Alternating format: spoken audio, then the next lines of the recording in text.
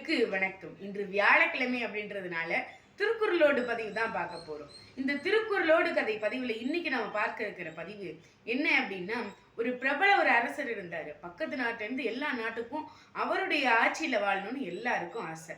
அப்படிப்பட்ட அரசருக்கு ஒரு நாள் ஒரு கேள்வி வந்துடுது.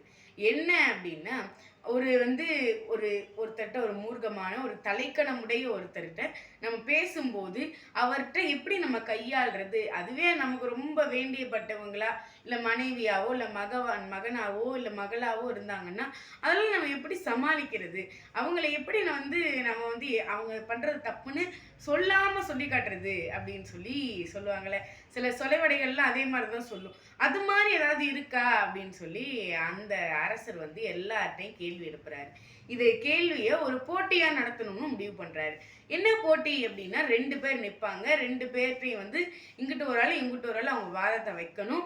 அவங்க 2 பேர் வாதமும் நல்லா இல்லைன்னா 2 பேர் ரிஜெக்டட். 2 பேர்ல யாராவது ஒருத்தர் வாதம் வந்துச்சுன்னா ஒருத்தர் வந்து சேவ் ஆயிடுவாங்க. சரி, யார் தான் இது சொல்றாங்கன்னு பார்க்கலான்னு சொல்லி போட்டி வச்சிடுறாரு. போட்டி வச்சு பார்த்தா 2 பேரா எல்லாம் வராங்க. பார்த்தா யாரோட தீர்ப்புமே அவருக்கு பிடிக்கல. எல்லாருக்கும் நீங்க யார் சொன்னதும் எனக்கு தீர்வா இல்லை அப்படின்னு சொல்லி யாருக்குமே பரிசு கொடுக்கல அவரு. கடைசியா ஒரு முக்கிய மந்திரி ஒருத்தர் இருக்காரு. ஆனா அவருக்கு ஜோடியா பேசுறதுக்கு, அவருடைய வாதத்தை எடுத்து வைக்கிறதுக்கு ஒரு மனிதர் இல்லை.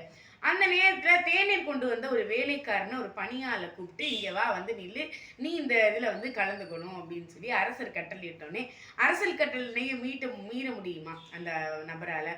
அதனால என்ன பண்ணிடுறாங்க அப்படின்னா, அந்த நபரும் அங்கேயே நிக்கிறாரு. ஒண்ணுமே சொல்ல அவர் அமைதியாவே நிக்கிறாரு. அந்த முக்கிய மந்திரி அவருடைய வாதத்தெல்லாம் எடுத்து வைக்கிறார்.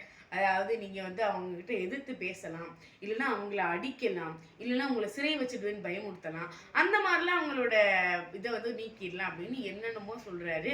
அரசருக்கு எதுலையுமே உடன்பாடு இல்லை. உடனே இந்த நபர்கிட்ட கேட்கலாம் அப்படின்னு சொல்லி இந்த நபர்கிட்ட வரும்போது அந்த நபர் ஒண்ணுமே சொல்லல, அமைதியா இருக்காரு. அமைதியா இருந்தோடனே சரின்ட்டு அந்த மூர்க்கமான நபர், அதாவது முக்கிய மந்திரிக்கு எப்பவுமே தலைகணம் இருக்குல்ல, அந்த தலைகணத்தோட அந்த நபர்கிட்ட கேட்கிறாரு, என்ன அமைதியாவே இருக்கிறீங்க அப்படின்னு சொல்லி கேட்கும்போது என்ன ஆயிடுது அப்படின்னா, அவர் அதுக்கும் ஒண்ணுமே சொல்லாம அமைதியா இருக்காரு. உடனே அரங்கமே கைத்தட்ட ஆரம்பிக்கிறாரு. அரசர் எந்திரிச்சு நின்று கைத்தட்டுறாங்க. உடனே இது என்னடா, நம்ம கேள்வி கேட்டதுக்கெல்லாம் இந்த கைத்தட்டுறாங்க, ஒருவேளை நமக்கு தான் கைத்தட்டோம் அப்படின்னு நினைச்சிட்டு இருந்த அந்த முக்கிய மந்திரிக்கு பல்பு தான் வாங்கினாரு. ஏன் அப்படின்னா, அந்த முக்கிய மந்திரிக்கு அந்த கைத்தட்டே விழுவல, அந்த நம்ம அமைதியான அந்த நபருக்கு தான் கைத்தட்டு இருந்துச்சு.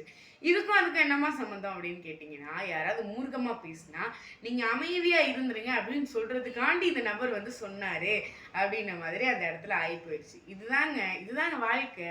அதாவது என்னைக்குமே வந்து நம்மளோட விஷயம் இருக்கு அப்படின்னா, என்னைக்குமே ஒரு அறிந்தவன் தான் ஜெயிப்பான் அப்படின்றது வாழ்க்கையில சரித்திரமே கிடையாது. எதுவுமே தெரியாம இருப்பான். அவன் எதுவுமே தெரியாம இருந்து அவன் தெரிஞ்ச மாதிரி அவன் ஏதோ ஒரு விஷயத்த பண்ணும்போது அவனுக்கு அதிர்ஷ்டத்தினால அந்த ஒரு விஷயம் வந்து அவனே கரெக்டா பண்ணிடுவான். அப்படிங்கும்போது அந்த இடத்துல நம்ம மனசோர்ந்து இருக்கிறது என்னைக்குமே தவறு. அதை தான் திருவள்ளுவர் சொல்லியிருக்காரு. இந்த திருக்குறளை கத்துக்கிட்டு எந்த போட்டிக்கும் போங்கடா அப்படின்னு சொல்லி சொல்ற மாதிரி திருவள்ளுவர் எந்த போட்டிக்கா இருந்தாலும் சரி, எந்த ஒரு வேலைக்கு இருந்தாலும் சரி, எந்த ஒரு தொழிலை தொடங்கினதா இருந்தாலும் சரி, நீ இந்த திருக்குறளை கத்துக்கிட்டு போங்க. காணாதான் கண் காட்டுவான், தன் கண்டான் காணாதான் தான் கண்ட பின் அல்லது அப்படின்னு சொல்றாரு. அதாவது என்னைக்குமே நீ வந்து உன்னுடைய விஷயத்துல நீ கரெக்டா இரு. நீ இதுவே வந்து எனக்கு வந்து அந்த விடை தெரியும் அப்படின்னு ஒரு கேள்விக்கான விடை இது அப்படின்னு சொல்லி நீனா முடிவு பண்ணிட்டு இதுதான் விடையா இருக்கும்னு என்னைக்குமே நீ வச்சுக்காதடா. ஏன்னா அது உனக்கு ரொம்ப பெரிய ஆபத்துல போய் முடிஞ்சிரும். ஆனா ஒரு கேள்விக்கு இப்படியும் விடை எழுதலாம் அப்படின்னு வித்தியாசமா யோசி, நீ கண்டிப்பா ஜெயிப்ப அப்படின்றத நமக்கு சொன்ன வள்ளுவ பெருந்தகைய வணங்கி இன்னைக்கு இந்த திருக்குறளோட பதிவு உங்களுக்கு பிடிச்சிருக்குன்னு நினைக்கிறேன் என்று கூறி உங்களிடம் விடைபெறுவது நான் உங்கள் தேசதரை வீராஜ், ஊராட்சி ஒன்றிய நடுநிலைப்பள்ளி செவ்வாய்ப்பட்டியில் நான் நேட்டாக பயின்று சொல்கிறேன். உங்கள் சிந்தனைகள் நான். நன்றி, வணக்கம்.